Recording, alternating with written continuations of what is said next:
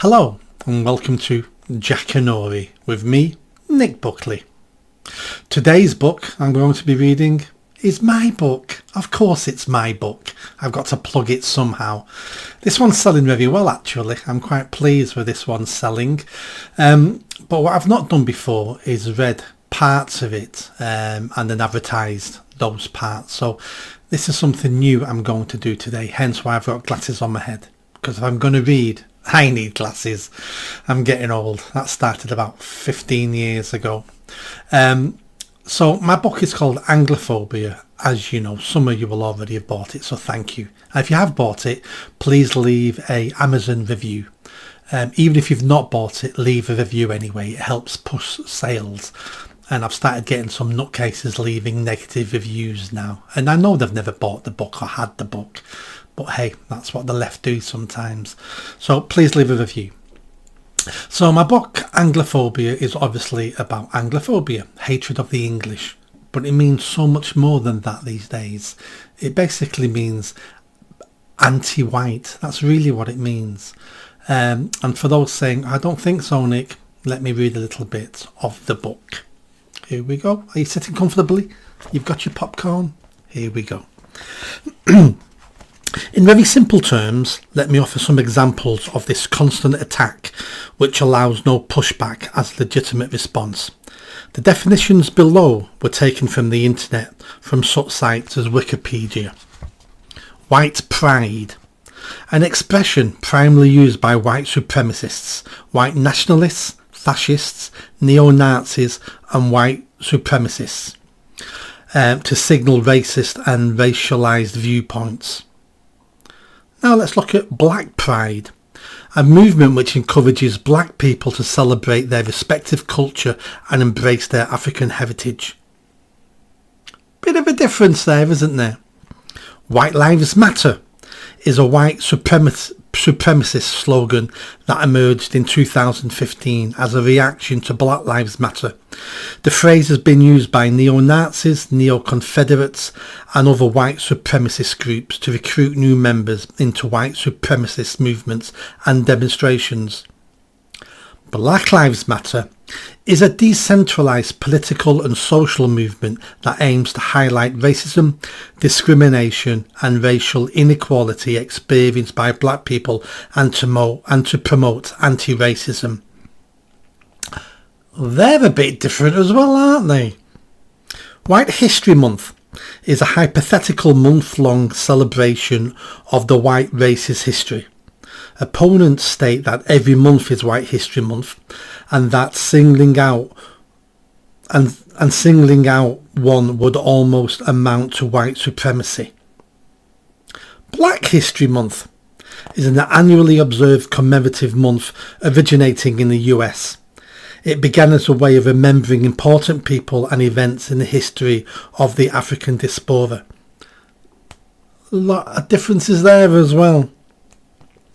White nationalism is a type of racial nationalism which espouses the belief that white people are a race and seeks to develop and maintain a white racial and national identity. White nationalists say they seek to ensure the survival of the white race and the cultures of historically white countries. Black nationalism is a nationalist movement which seeks the representation of black people as a distinct national identity, especially in racialised, colonial and post-colonial societies. Modern black nationalism often aims for the social, political and economic empowerment of black communities within white majority societies, either as an alternative to assimilation or as a way to ensure greater representation and equality within predominantly Eurocentric cultures. Bit of a difference there as well, isn't there? It's okay to be white is a far-right slogan, but Black Power is a political slogan aiming to achieve self-determination for black people. Does any of this make sense to you? In a nutshell, a white person who thinks white is a good thing is wrong and evil. Being proud of being white is racist, far right and beyond the pale. But if you are non-white and proud of who you are, then you are not only encouraged to be so, but also celebrated for doing so. Pretty girls are bullied because they are seen as a threat by other girls when it comes to attracting male attention and potential husbands. Intelligent children are bullied at school because they inadvertently make other children feel stupid and undervalued. Could this be why white people are currently under attack? Does our success inadvertently highlight the failings of other groups over the last few centuries? It sure seems that way to me. Resentment, jealousy, and white envy. This problem is worse than being unable to celebrate who you are. There is a whole agenda to persecute white people and to destroy white culture. This is surely an exaggeration of white supremacy.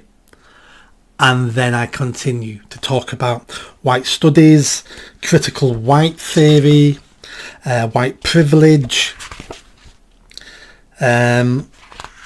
What have we got here? White defensiveness, white denial, white diversion, white fragility, white guilt,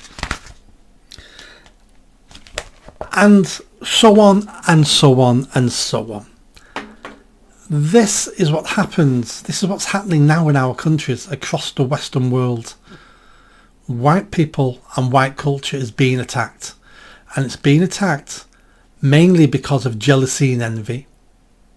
It's also being attacked internally by white British people and white European people because they're suffering from poor mental health. Through propaganda at school, through many organisations, they've had their minds twisted. They've already got weak minds, weak individuals, weak personalities, and they think it's perfectly acceptable to criticise their own. And it isn't. The book goes into a lot more subjects. Let me just give you, I'll read out the chapters. So that one where I just read came from a chapter called Anti-White Hate.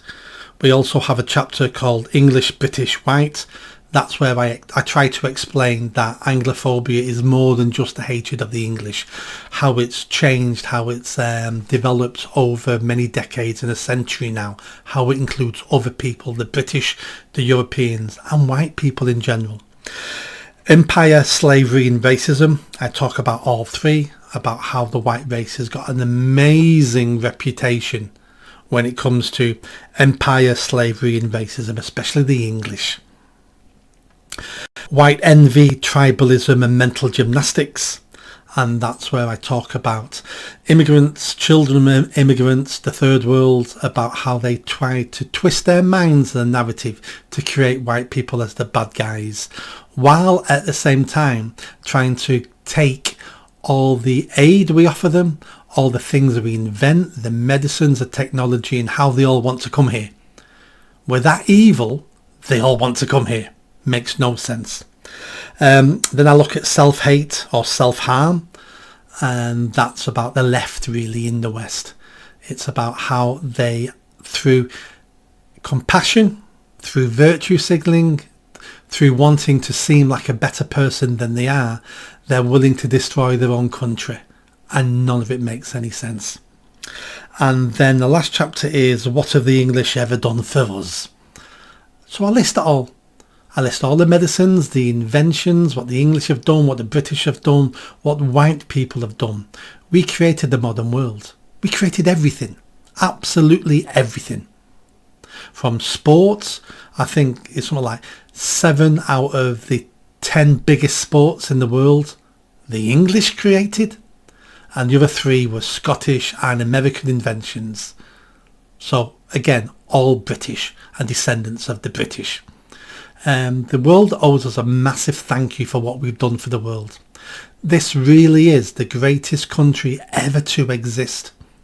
It may not be the greatest today, but over the long term, this is the greatest country ever to exist. And I prove and I show exactly why it's the greatest country. We're failing at the moment, been failing for many decades, but even taking that into account, no other country, no other people have given the world so much. We've given so much.